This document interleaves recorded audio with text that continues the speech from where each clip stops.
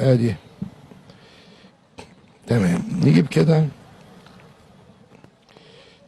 ده واحد بعت لي الرساله دي بقاله كل ماتش الاهلي مش بيكسب الزمالك بس، من ساعه هزيمه سان داونز الاهلي ما خسرش ولا ماتش ولا خسر ولا بطوله اي لعبه.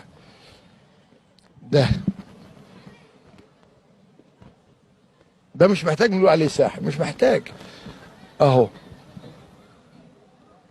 واضح. طيب مكتوب ايه بقى؟ اولا صورة الساحر رجب محمد شيب رجب بحة. هذا الساحر هو اللي يعني مدمر الزمالك واصابات لاعبين وتطفيشهم. خلاص. منين بقى؟ اهو الفيوم. مينا ايه؟ الحيط. بلد الواد سيد. طيب ممكن حد يا جماعه في الفيوم يقول لي مفيش بلد بالاسم ده ومفيش واحد بالاسم ده؟ اهو قدام الدنيا كلها. لا نكسب الاهلي امبارح. ولو لاحظتوا امبارح ده جاره اللي بعت لي على فكره. لو لاحظتوا امبارح العارضه اللي على اليمين، هو الاهلي غير. لاحظوا بقى كان بيلعب في السلام، بيقول لك السلام ده احنا اشتريناه واجرناه 10 سنين. راح استاد القاهره ليه؟ عشان يتحكم في المكان والماتش بتاعه. اي حد يروح بالليل. العارضه اهي اليمين، الاهلي شاط على العارضه دي، الكره جت فيه في العارضه مظبوط كده. طيب الشوط الثاني الزمالك شاط على نفس العارضه، كورتين جاهم في العارضه، يبقى الشغل كله كان على العارضه دي. هتقول مش عايزين نتحجج. انا يا جماعه ده جايه لي رساله اهي. انا بصراحه ما كنتش عارف يعني انتوا بتؤمنوا بالقران ولا مش بتؤمنوا؟ قل اعوذ برب الفلق من شر ما خلق من شر غاسق اذا وقب من شر النفاثات في العقد. النفاثات في العقد دي ايه؟ اللي هي السحر، مش كده؟ لا.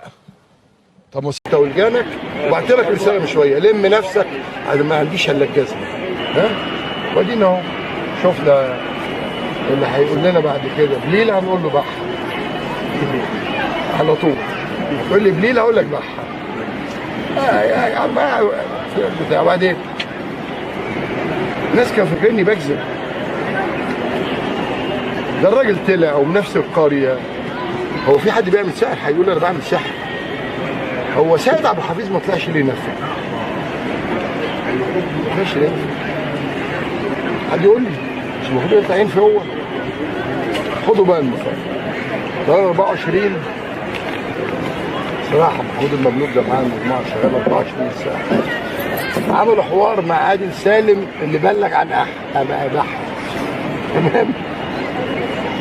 عملوا مع وقال له انا كنت بخدم الزمالك وكنت بخدم الرئيس ابن عم بحة.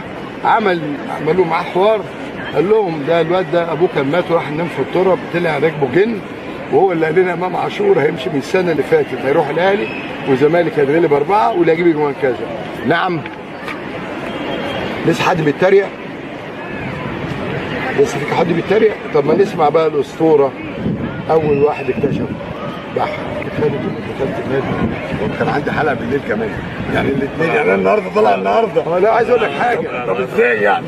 لا عايز اقول لك حاجه. والله انا كنت بفكر على طب ده ممنعك واديك علقه. طب اشيل يافطتك لسه متعلقه يعني. اديك الاعلان. صورها يا ابني. صورها. طلعوا سحر. طلعوا سفاله. جزمتي في بقكم كلكم وتعبكم. عندي مجلس اداره محترم. كله محترم. ما عنديش مشكله مع حد. سليمان وهدان كان في المقصوره. اللي حاولته. اما انت يالا انقذوا الزمالك يا عم. انقذ نفسك على القفا. خدت على قفاك يالا. الزمالك بيضيع، الزمالك بينهار. عارف ابو مخلف كان عايش كان ضربك بالجزمه. ده الغل واكل قلبك وانا قاعد على قلبك. النادي اللي دخله ملايين دلوقتي 15 يوم دخل 80 مليون جنيه اتفضل ادخله. وانت عندك مليارات ما تتبرع عشان كده ما يخرجش بتاع شيكابالا اللي ممدوعه بس. انت فاكر انت لما جبت من مطعمك اكل ممدوع بس في الانتخابات؟ ها؟ مع صوتك تاني يالا. الاسد اسد واقف اهو، واللي هيقول لكم تاني بليله قولوا له بحه. مبحه طلع حقيقي مش واقف. مظبوط كده. خالد عايز تقول حاجه للجمهور؟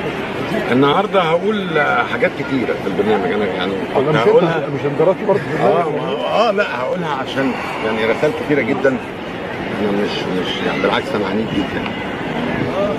عندي اكتر من كده، يعني حتى لو انا بفكر في وقت من الاوقات ان انا استقيل، مش هستقيل عشان حد يقول استقيل عشان حاجات 1 2 3 4 حاجات مرتبه منظمه اختلاف وجهات، مش عشان المباراه. بالظبط ماشي يا جماعه. مش عشان ده كمان توريش ما استقالش 6-1. لا ومش عشان اللي هو المعلم بتاعك يا حسين يا لبيب. ورحمه ام حسين يا لبيب لربيك. وبعدين احمد سليمان والواد عمل فيديو اعترف انك واخد منه عموله. تمام؟ قول لنا النادي اللي انت عملته في زايد ده بكام؟ اشتريته بكام؟ وانت هاني شكري مش انت بتاع برضه ابله فاهيتا؟ اللي قعدوا بيتريقوا على الزمالك اللي دفعت الواد 450,000 جنيه الواد ايمن حفني، رفعت قضيه وحجزت 850,000 بقيت على النادي الزمالك.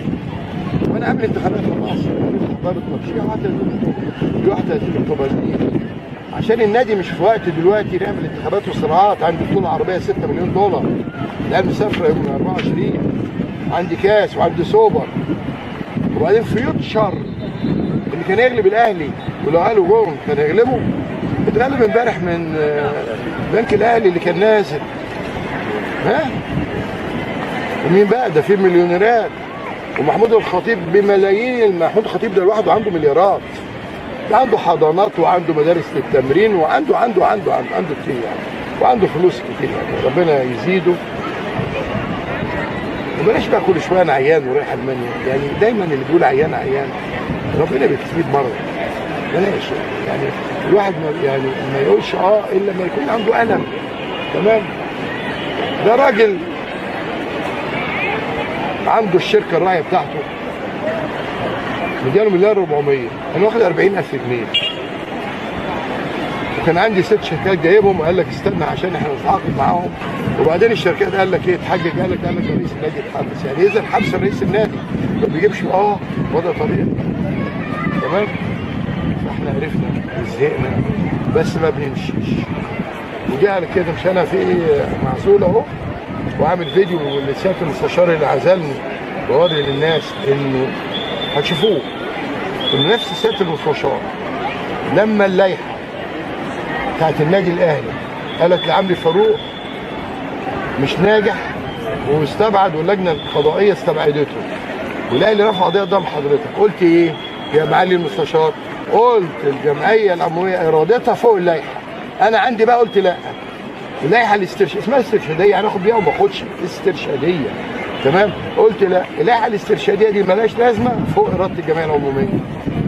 انت طبعا خلص الكلام. انا اكمل اللي انا كنت بقوله مش عشان قله لا تعبر. جمهور نادي الزمالك ده محترم طبعا ورسمه. طبعا اعضاء نادي الزمالك على فكره انا جوه الاعضاء انا جوه النادي، فمش الفئه الصغيره اللي بتبعت على هم مش لا الاول كان بيقول له انت يا ابن الاصول بالظبط. وبعدين انت ابوك ابراهيم لطيف وجدا حافظ على تاريخك، وبعدين قلبت بشتيمه. بالليل بقى شتم الكل. انا في غنى ان انا اقولها لان ما بحبش الجا طبعا للاحتفاظ بكل طرق القانونيه بده. هنرفع قضايا على كل العيال دي، الاعضاء جمال العمومي انا فوت وخليك مختلط وخليك زموره. ها؟ مش هم كل عيل قال كلمه فيها كذب وقله ادب مش هيتساب. وكل واحد عنده فيديو ماسك تليفون وشغال 24 ساعه قله ادب عشان الفلوس تجيله بالدولارات هقفلهولك. انا ما عنديش مشكله انتقدني. الفلوس بتنتقدني وانا مش رئيس. طب انا لو رئيس كنت جيت فلحت فيا. يا ابني كسبنا 6 واحد مقاولين قلت ده معزول والفقال فاق.